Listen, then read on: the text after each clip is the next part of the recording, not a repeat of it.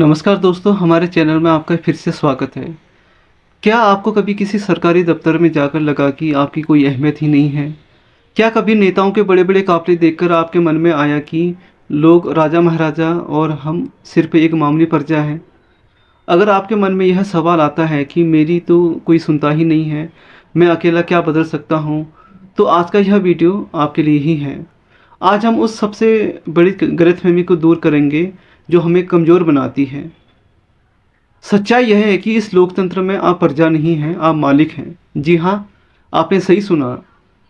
आप और मैं इस देश के आम नागरिक ही इस पूरी व्यवस्था के असली मालिक हैं। अब आप सोच रहे होंगे ये कैसे? हमें दो बहुत ही सरल बातों से समझिए। एक, आपकी वोट की ताकत, the power of your vote. हम अक्सर नेताओं को भगवान या राजा समझ लेते हैं, लेकिन सच तो यह है कि वो आपके कर्मचारी हैं, जिन्हें आपने 5 साल के कॉन्ट्रैक्ट पर काम पर रखा है। सोचकर देखिए, जब चुनाव होते हैं तो वो क्या है? एक जॉब इंटरव्यू है जिसमें आप यानी जनता इंटरव्यू लेने वाले हैं और हर पार्टी का नेता एक उम्मीदवार है जो आपसे नौकरी मांग रहा है। वो आपको बताता है कि अगर आपने उसे चुना तो वह आपके लिए क्या-क्या काम करेगा। आप अपने वोट से उसे 5 साल के लिए चुनते हैं।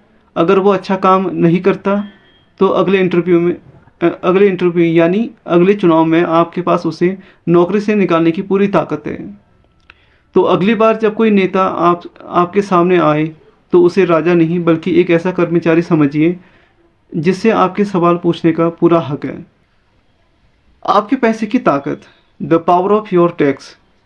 आलीशान सरकारी इमारतें, मंत्रियों की चमचमाती गाड़ियाँ, अधिकारियों की तनख्वाह, सड़कों का जाल, देश की सुरक्षा, यह सब कहाँ से आता है? यह सब आपके और मेरे पैसे से आता है। जब आप सुबह एक 5 रुपये का बिस्किट खरीदते हैं या अपने फ़ोन में 100 रुपये का रिचार्ज करते हैं, तो आप टैक्स देते हैं। यही टैक्स सरकार की असली कमाई है। सरकार का अपना कोई पैसा नहीं होता है, वो सिर्फ आपके पैसे की मैनेजर है। तो जिस सड़क पर गड्ढा है वो आपके पैसे से बनी थी। जिस अस्पताल में सुनवाई नहीं हो रही है वो आपके पैसे से चल रहा है।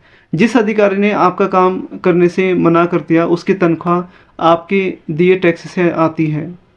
अपनी मेहनत की कमाई का हिसाब रखते हैं ना, तो फिर सरकार से जो आपके पैसे को चला रही है उससे हिसाब मांगने में डर कैसा?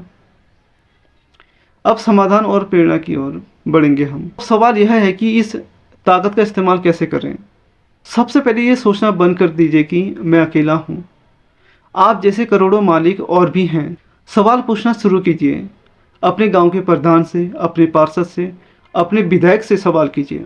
आरटीआई का इस्तेमाल कीजिए।